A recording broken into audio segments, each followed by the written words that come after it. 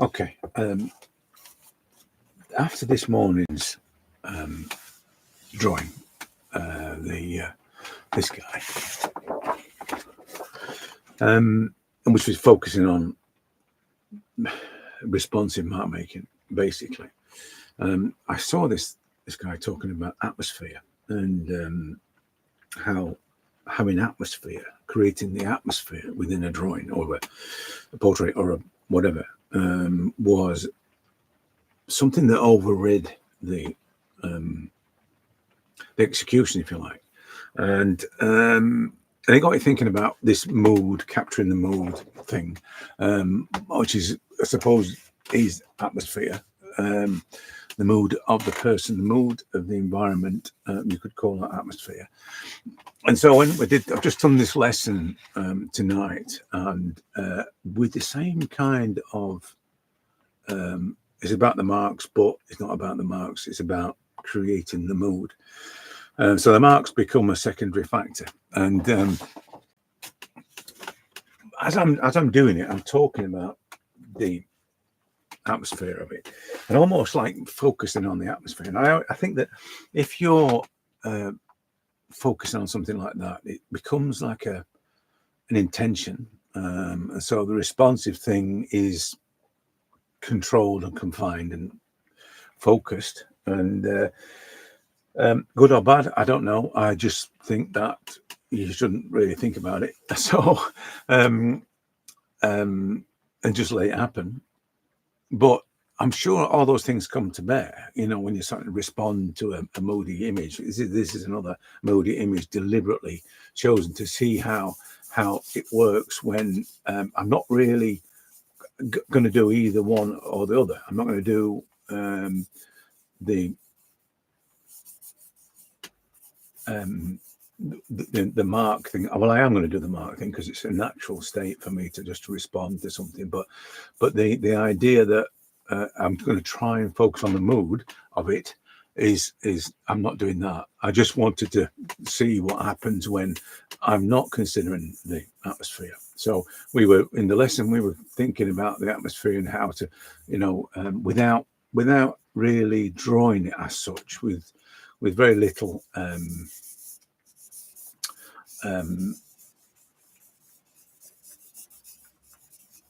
effort in terms of the drawing side of things. It's just going to be a case of applying the tones and then working into the tones to create the highlights and ultimately the mood of it. That's kind of where it was going, and that's what we were doing. But for me, I'm really not. It's the reason why I don't go into great detail with the technicality of things, because I suppose I'm scared of it becoming a production. And I said that earlier in the one earlier today, and I think that that's the only thing, that it becomes production orientated. And once it does, then I'm on that slippery slope. I'm on that slippery slope of doing it a certain way and perfectionism and all that kind of thing, because it has to be done in that way. And it's all those sort of things, and they're just sort of remnant scars of what I went through when all those years ago when I stopped. So that's probably my biggest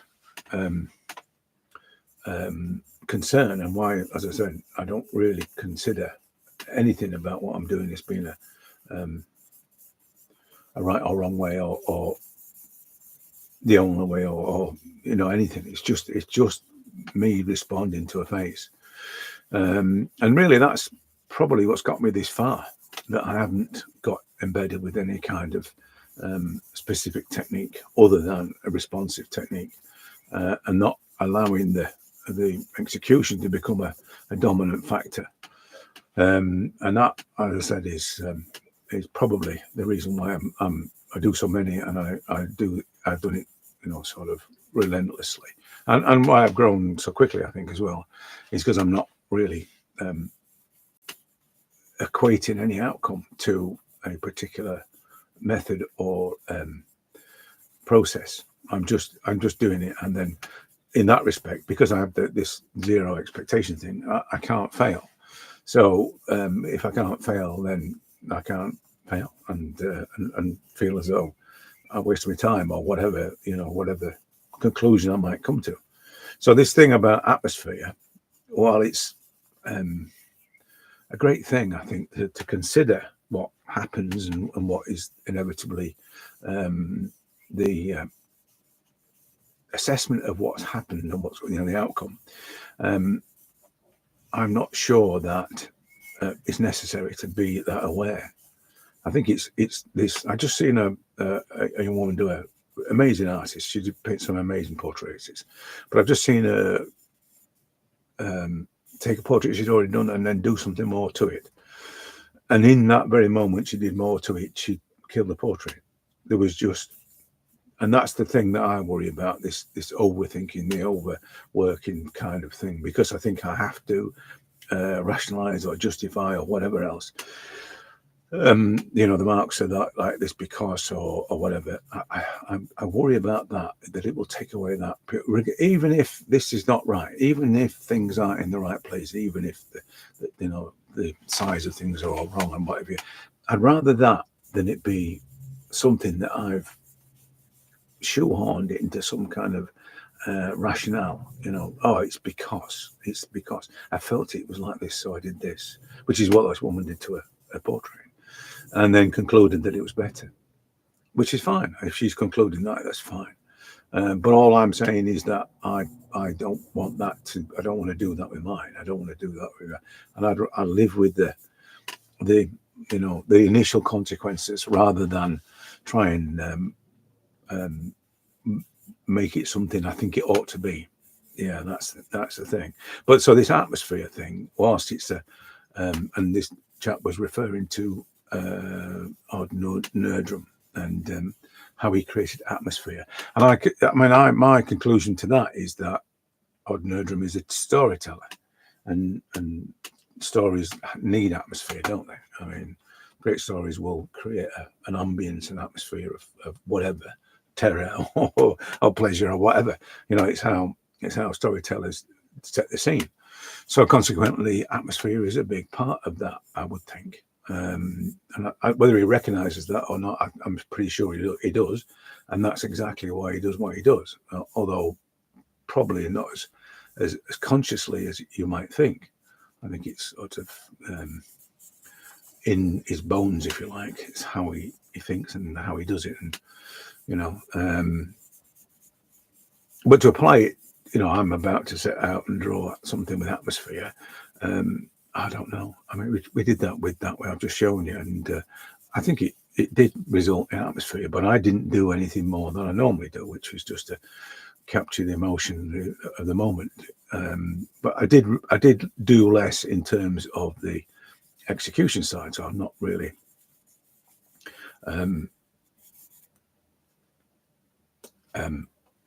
focusing that much.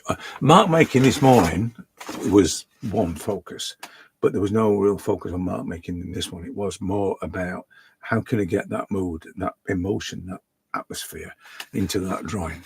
And like I say, a conscious thing, but I don't know which one piece of probably using. I'm using this, but normally I wouldn't think like that. I just respond.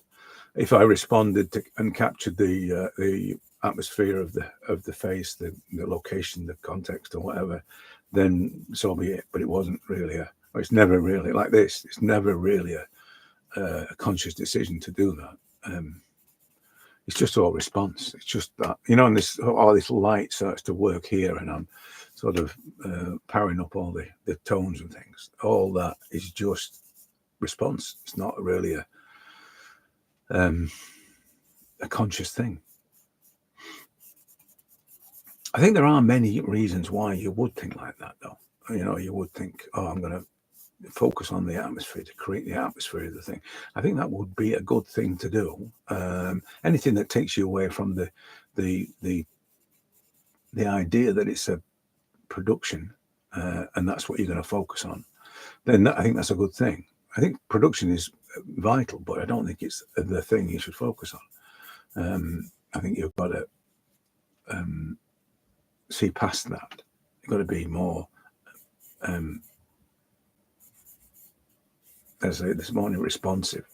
It's got to be the only way that you're going to certainly capture the mood or the atmosphere. You wouldn't. I don't think you capture if you would eventually. But I think it's one of those things where, people chase the light. They say they chase the likeness. I think it's one of those scenarios. I'm not sure that that's another thing. You focus so much on the likeness that you don't capture it. It becomes a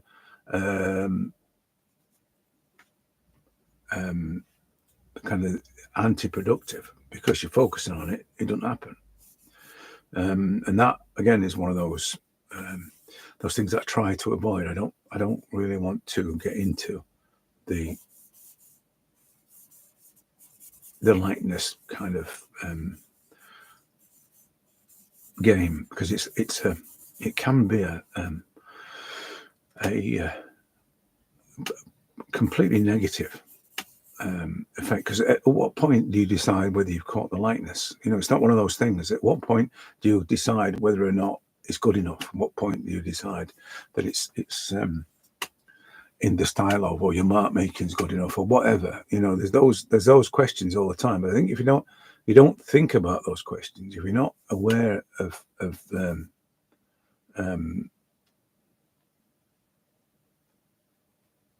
the situation as it evolves, you're just simply responding.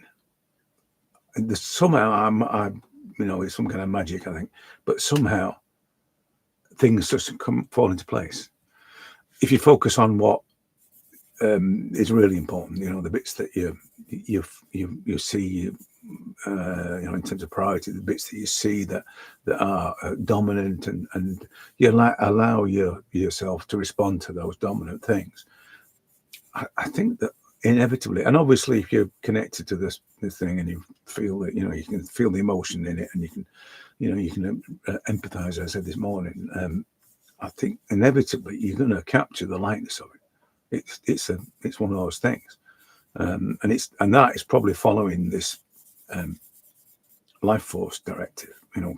Get the life force, attach yourself to the life force, and inevitably you'll capture the likeness, and sometimes in a non-realistic way, which that's the holy grail. I think is this, regardless of execution, regardless of the accuracy of the hair or the accuracy of the eyebrows or the eyelashes, it still looks like the person. So what is it that's in it that is this no longer tangible as a definitive element that says, oh, this is so and so because he's got this shaped nose? What is it that does that? I say I'm kind of completely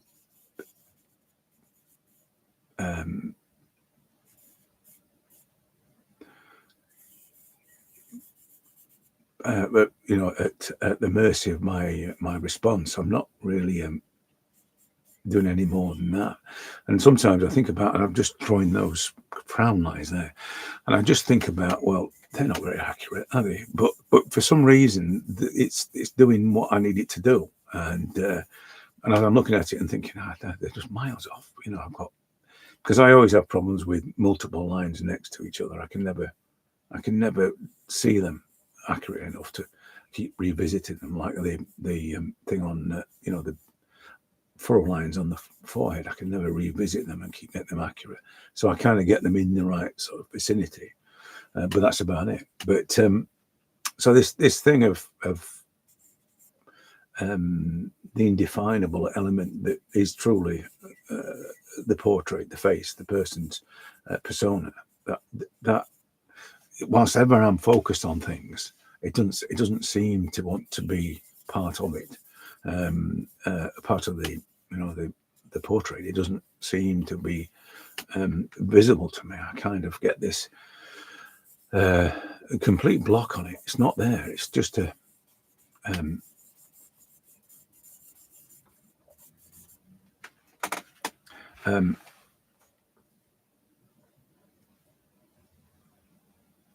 it's almost like an enigma. It's whatever it is that defines. I mean, I only sort of focus on the physical properties of it, obviously. But I think the response, as I said this morning, the response to the physical properties is the key to it. It's not really about how well I render something or how well accurately I draw certain elements of it. It's this. I focus on the elements, but I respond to the elements, and so consequently, you get sort of this tonal development like you're getting now. Because I'm just responding to it. I'm not doing anything other than that. I'm not trying to create some sort of anatomical reference in relation to this. I'm just responding to what I see. There's all the things going on, getting things in the right place, and looking at measurements and measurements and measurements and measurements. All that's happening, but that now is just a habit to me. Now I'm not really even aware I'm doing it. It's just a habitual process, which is good and bad. I still kind of long for the days when I was truly focused on those bits, but for some reason I'm not. It just happens. I just start throwing the charcoal around, and all of a sudden it's in the right place, and that's just habit. It's just doing it thousands of times. But I am aware of the need to be more in tune with the face in order to make all this throwing the charcoal around more effective. But as I said, it's not the idea that you should set off with a goal to do this. I'm not sure that gets the best creativity out of you. I think it's when you don't try. People will say this to you as well. You'll hear people say it's when you don't try that it really works. And that's not that you're not trying. It's just simply that you're not trying to make it a normal kind of cognitive kind of approach that's all rationalized and described and broken down into stages. That works, but it works with a certain kind of outcome and a certain kind of standard.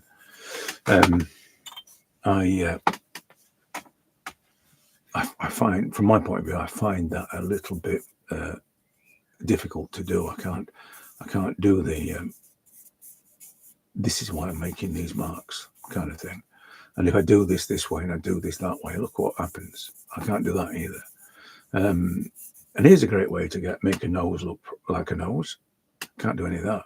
So that you get a lot of those sort of things. So people will give you a recipe for an outcome, particular given outcome. But as I said, that's not really where I'm coming from with these. I tend to be a little bit more, which is why I get a lot of misfires. I said this before. I get a lot of misfires because it's very hit and miss as to whether or not it's going to work. But it's like I'd use the analogy of the week about the radio, tuning into a radio station. It's a bit like that. You're kind of doing that with your response. You're kind of tuning into it. And if you don't tune in properly, you get a crackle. And if it starts crackling, you're not going to get a good signal, and so on and so forth. So I accept that. I as I said the other week, I kind of want that to happen. It just means that I'm actually doing it as I like to do it, which is the responsive way. But yeah, it's interesting. What's interesting as well is that when people analyze someone's drawings or the drawing process, the conclusions they come to, I think that's fascinating. That because this is the thing about portraits and drawing and all that. We can all find our own way to do it. We're back to Prince Charles again, but we could all, or King Charles rather, and we can all find the way that suits us. If we let that happen and not kind of get forced into a particular methodology. But yeah, it's just, I don't know, it's just interesting. And I think the more receptive you are, rather than being, it has to be done this way and otherwise you're sort of rubbish. You can't be like that. The more receptive you are to other people's way of doing it, And I look at stuff and I think, good God, how do they get away with that? Sometimes you see some of these teachers that say, "Oh, you must do it like this." I've said this before about these guys that come on. "Oh, you must do it like this," and I think, "Oh, how can you do that? Don't do that to people." And then they produce a lot of rubbish, and I think, "Oh no, you can't do that to people." But they do, and this is the only way. This is the only way. Some of them say, and you can't, can you? You just can't have that. This is the only way approach, because there's so many ways, isn't there? So many ways, and we all have different tastes, and so yeah, it has to be your way. It has to be purely your way. But so this thing of atmosphere, because I think it's a good thing. I'm not saying it's not, and to consider the mood of the drawing and what it brings to the atmosphere, because it's going to emphasize, amplify the mood of the face, that you're trying to capture. But whether or not you try and do it, you're trying to capture the atmosphere. What is it about this that gives it the atmosphere? That kind of thing. I don't know. That sounds like it's going to fail to me. The more you try, the more you fail with those kind of things. What is it that makes it special? I don't know. I think probably just respond to it, and whatever's special about it, you respond to that, and you'll find that. But as I said, I don't think there's anything wrong with that kind of. I just think there's something wrong if you focus on a particular intention, a particular outcome that you want from it. I want it to have the atmosphere of this. I want it to be. This is. I tell you, a classic one is. I get a reference, and it's a beautiful face, a beautiful woman, and I think I'm going to capture that beauty. I can guarantee the moment those words pass my lips, that I'm going to fail, and I do every time. So I just don't bother. I just think, I'm just going to respond, and it'll be the beautiful face before me, or it won't. And it's as simple as that. And it's just one of those things. I just find that the more I try, the harder anything is, really. But certainly with this, the more I try, the less likely it is to be effective, if that's the right word for it. I can't say success or fail, because it's like those kind of words that never really apply to what I do. Yeah, I do really have problems with doing things like this. I can't see. I see people doing it, come back and put another hair on and all that. I can't see. My eyes, when I come back to this, my eyes are up here. I'm looking at this. I'm not looking here, but I'm trying to draw this bit, but I'm looking up here. I'm looking at where that relates to that. It's that's the problem. And I think because my eyes are scanning all the time, that I don't have this calming down sort of, let's just focus on this one bit and just get these exactly right things. I don't have that, because I'm still scanning it all the time. But as I said, that's probably the habitual thing. I think that's probably where, when I first started and I was doing that all the time and making myself do that, making myself check, doing that sort of matrix of, when you think about people who use grids, I create a grid in my mind as I'm looking at this. I'm gridding everything in my mind, and that I think is what the problem is. So I can't come back to it, one piece at a time and start drawing specifically that one hair. That one hair that sort of. I can't do that. So consequently, the accuracy of stuff like that is out the window. I'm not going to be able to do it, I'm afraid. Not that bothered. I just, it's a bit infuriating when I do stuff like that now, because I can't, I have to force myself. To break it down, to look at the next thing. I have to break that down. I can't. No, it's not there at all. It's weird. But we've had this with on the lessons. We've had this thing when I talk about the lines on furrows on a forehead and not really being able to accurately represent them. But again, I'm not creating copies of photographs, so and I'm not looking for photographic results, so it's not it's not a biggie. It's the implication and suggestion thing, which is what I was thinking about with the atmosphere when we were talking about the lesson just now. I was talking about it feels like at the mood or atmosphere that someone wants to create in a drawing is akin to the implication of suggestion. It feels like that's the effort required to imply and suggest is the way that the atmosphere is captured, because it's not atmosphere is not a detail thing. The atmosphere is literally that, it's the surroundings of everything, and the tonal values of things, and the highlights that you see, and the way that the light hits it, and the way this is lit. So, as I say, it's an interesting thing. Not I never considered it really. In fact, I've never really used the word atmosphere in a drawing. I've talked about, you've heard me talk about the implication of suggestion all the time, but the idea that is the result of that, using that technique, is you create atmosphere. I don't think it's true that is a logical thing, but it certainly could be a contributing factor to creating the mood of a drawing.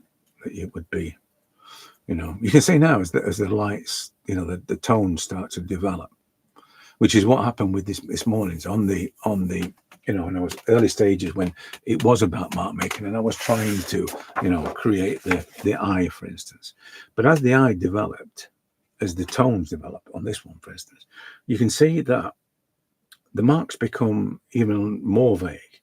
But this is charcoal, I suppose, but the depth that suddenly appears within it as it develops, in order to create that sense of reality, it's a progressive thing. You can see with sort of the creases in his forehead there that I really didn't put a lot of effort into it. Again, it's just responsive, and that's the same that's happening with this. So it's the feeling thing. I think I'm responding to the feeling of things, and that's the sort of basic description of what's happening. I don't think it's so much this is the atmosphere, but it's the feeling of those things, the feeling of those elements. There's in that tiny minuscule area around there, that's just a little bit of light hits it there, for instance, and then there's a little bit of light underneath there as well, and then another one underneath there. As these tiny tonal marks hit the paper and the surface, they have this even the tiny. I mean, I was thinking about with the eye that we're just showing you now. Even if they're very tiny marks, even if it's just a line, you can see how it starts to create that depth and structure in there without getting into the perfection of a photographic finish, or perfectly blended and super smooth face and all that kind of, without getting into that. The thing is, I've got to do it without doing that. That's my thing. I've got to create the illusion of form without getting into perfect blending of things and shaping of things and all that stuff. It's not, for me, it's not right. I need it to remain a drawing. I can't have photographic quality and then a mayhem of charcoal around it. I need it to be all drawing, and but that's me. That's not that's not how I think everybody should do it. I just think that's me. But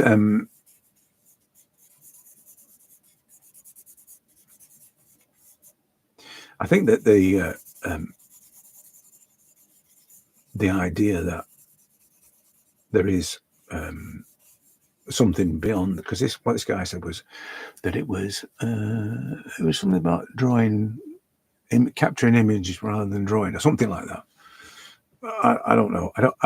It's just a bit too. That's a bit too. I mean, the guy was great. I loved his passion and everything, and he said the things I do. We're human beings. We should respond to the world around us and all that kind of. I love all that, and that's exactly what I think.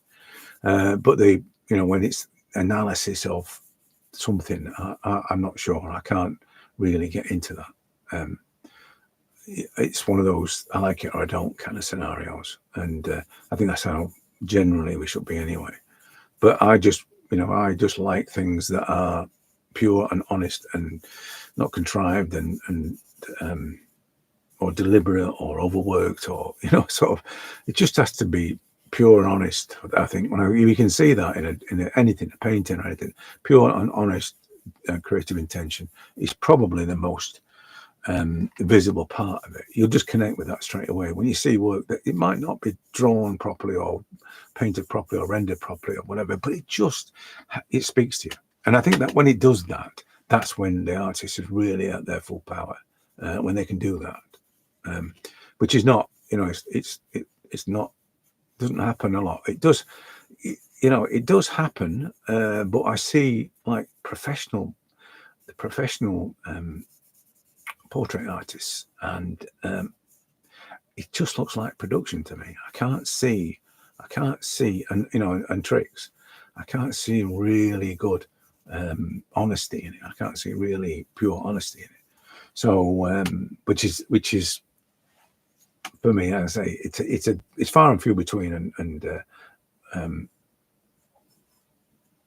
it's the only thing I think I can't measure something on skill, which is what everybody does. Look at it and think, oh well, executed it isn't great skill, and that means nothing to me. It just means that person spent thousands of hours learning how to do it, and that's not art. That's skill. It's craft. But that's generally how everybody thinks. People think in terms of craft. We used to have this thing in database. When I worked in databases, we always get new clients, and we get straight away. We think, oh, they've got a spreadsheet mind. They can only think in terms of spread. And databases aren't spreadsheets. But we used to get people that came along, clients that came along, and all they could think of. And we used to have to describe things in terms of spreadsheets, but because it was the only way they could comprehend what we were talking about. But that's kind of what happens in the art world. People can only comprehend something as an execution, from a point of execution, from a point of skill. And that, I don't know if it's different levels of art, if more contemporary art tends to be less skill based, I don't know, or craft based. Steve Houston was on about the fact that craft is the starting point for most artistic education. It's it's built on craft, learning the craft. And I'm not saying anything about it. I think you need the craft skills, but I just think that if it's purely about craft skills, what sets you apart from somebody else? Because we can all practice, we can all do it for hours and hours and learn the techniques and the anatomy and all the rest. We can all do that. You just need a lot of time and freedom to do it. Somebody paying the mortgage when you're doing it. That sort of, isn't it? So, but this is. It's something else. It's something else, and it's a bit like this guy was talking about atmosphere. He'd actually identified that there is more to it than just mark making and technique. Although perhaps he was alluding that to Nerdrum's technique was to capture the atmosphere, or his technique resulted in capturing the atmosphere. But like I said, he's a storyteller, so he's always going to want atmosphere and mood in his work. And that's kind of inevitable, I suppose. But anyway,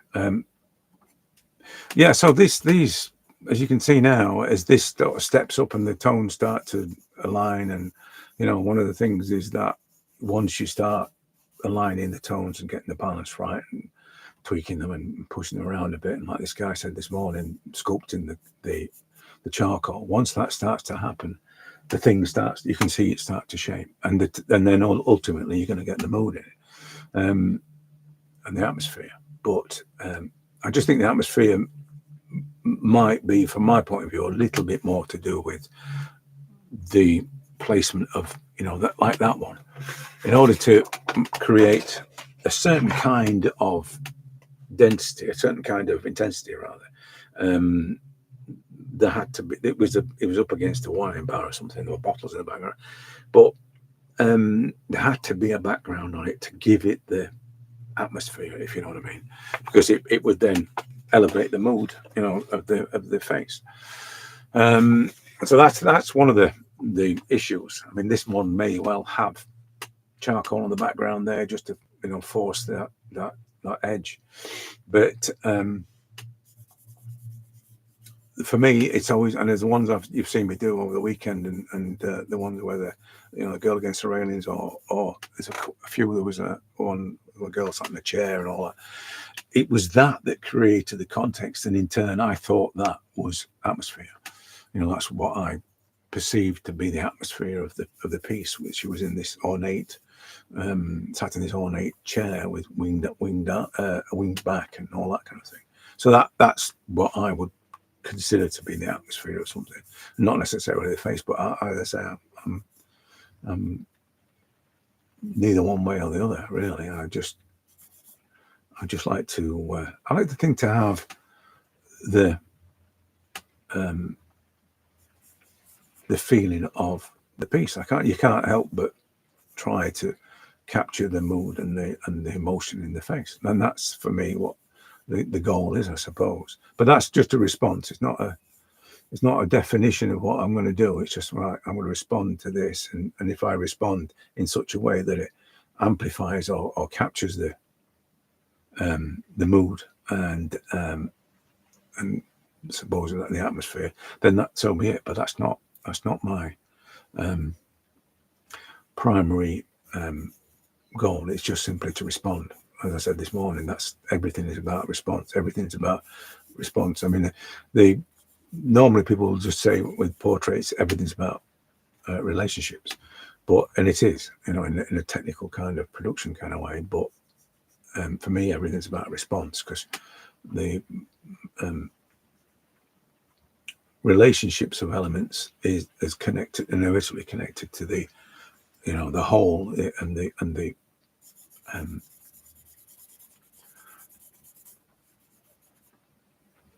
the elements, how they interact with each other, in turn reflect the mood. So they are kind of tenuously, I suppose, linked, from the point of view of a purely responsive approach. But as I said, I'm at a stage now where I don't think about it, so I try not to. I had somebody this morning. We'll probably watch this, Gav, but I don't know how long you've been doing it now. 3 weeks, Gav, something like that. 4 weeks, 2 months probably. And you can just see. And he sent me his drawings this morning. He sent me some starts, and you can see he's getting it. He's getting the whole. Or you're getting it, Gav, because you're just starting to. I can see the only problem I would say is that just loosen up with your lines. Just loosen up. You get too tight with lines, and especially on the early stages, and you kind of you cripple the sort of the development of it, because it needs to be fast and loose to start with. That's probably the best way I describe it. Fast and loose to start with, and then you can refine things. So you see me scribble, and people call it a scribble, but it's not. It's just me quickly connecting with it, and as I say, it's fast and loose initially, and it can then evolve. You can then sharpen it up and tighten it up and what have you, because you once you know where everything shouldn't be, it's easy to get things where they should be. And that's probably what is the best sort of advice, I suppose, I'd give, is make the wrong marks early on, and you'll quickly find out how to fix it later on. But yeah, Gav, that's awesome, mate. Just carry on doing it. I think the other thing about it as well is the ease of doing this is a little bit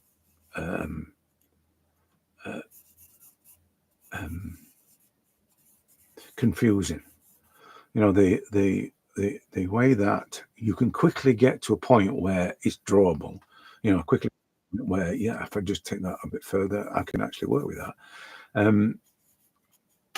It's people have this idea that it's going to be difficult. Like for those first few marks are going to be difficult. Oh, it's going to be really to get everything right exactly where it should be and all that, which is the problem. Trying to get everything exactly where it should be. You should never be in that position. But once you realise that it is just a very simple process, everything changes. One of the things I would say about this, the charcoal thing, and I was talking about this morning with the guy that said he was going to have a go.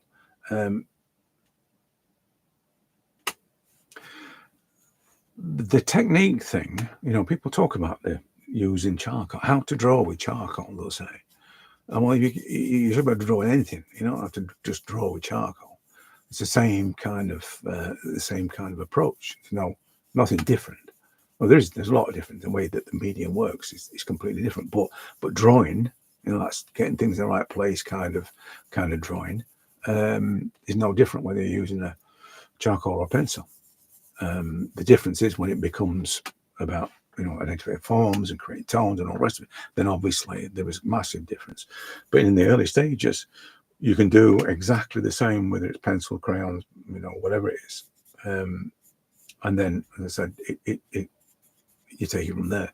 But this thing about being right in the first place, getting the marks exactly where they should before you start working right, that's a bit of a problem, because that's the hard bit. That's the bit that pushes you towards, I'm going to have to learn anatomy. I'm going to have to learn a method. Because otherwise you'd never get things in the right place, would you? To get them right the first. I mean, some of these, you've seen these guys on Instagram when they just draw it like that. I could probably do that, but I don't want to do it because it just spoils it, But the ability to do that there, right there, there's 10,000 hours straight away of practice to do that, and probably from being a small child. So, and that's the problem. You see a lot of these things if you're about to embark on this as creating portraits in charcoal, you will see those things, and it's just going to blow your mind. I mean, I see them all the time, but I'm not impressed by them, but I can understand why people would be, because it's just amazing. And I, as I said, I quickly moved away from that. I quickly realised that I ain't got long. You know what I mean? I'm not young enough to actually say, I'm going to embark on a 10-year plan, and at the end of 10 years I'll make fabulous portraits. I ain't got 10 years. So I'm in it. I'm doing it, and it's going to happen, right? And that's it. So there's no messing about, no faffing around with I must know this and I must know that, or special equipment. No, sleeves up. Let's get cracking. And that's me. I'm to be fair, I've always been like that, so it's no different to me. But no, it's surprisingly easy. And really, I think if I was whispering in your ear and saying, no, just let go, just do it, just make the marks with care abandon. That's it. Just free and expressive, and just do it. And I hate that phrase, and that sort of all the connotation of all what that is. The sort of 90s kind of yuppie generation thing. But it's true. Just doing it is probably the best advice I could give anybody. And don't think about it as well. That's another. You can't just do it. You because not think about it, because thinking about it will stop you doing it. And and even if you think about it, you might end up doing the wrong thing. But as Gavin has experienced, once you start to say, I can do this, and I can do this, and I can, make great portraits. Then that's it. You're out the blocks and you're away. Anyway, so as far as atmosphere is concerned, I think it's mood. I think that's the way you describe atmosphere. I don't think it's I think the atmosphere is really the word I'd use at all.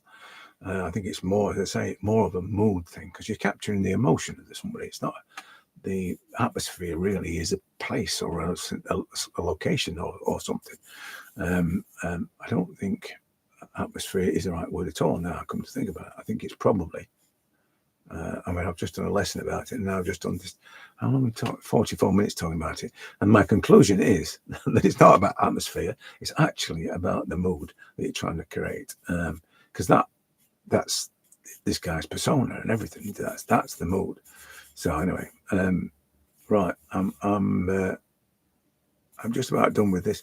I'll probably tweak this when I was working on. Now this is my homemade charcoal. When I was doing the over the weekend, I was using this stuff. As I said this morning, using this stuff. Massive difference.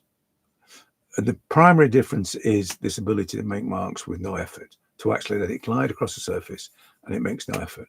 The other difference is that the flow of it. It flows in a different kind of way. It doesn't, I mean, there are problems with it because you can see the clumping, you know, because there's too much charcoal on it. There's probably finger marks and that as well there. So there are problems with it, and I'm hoping when I get some better paper that I'll be able to rectify that. But the tonal manipulation side of things, which is the bit that really sort of gives it the mood and the atmosphere, if you want, but certainly the mood of it, things, the charcoal like this is on a sort of different level to what you normally be working with. So and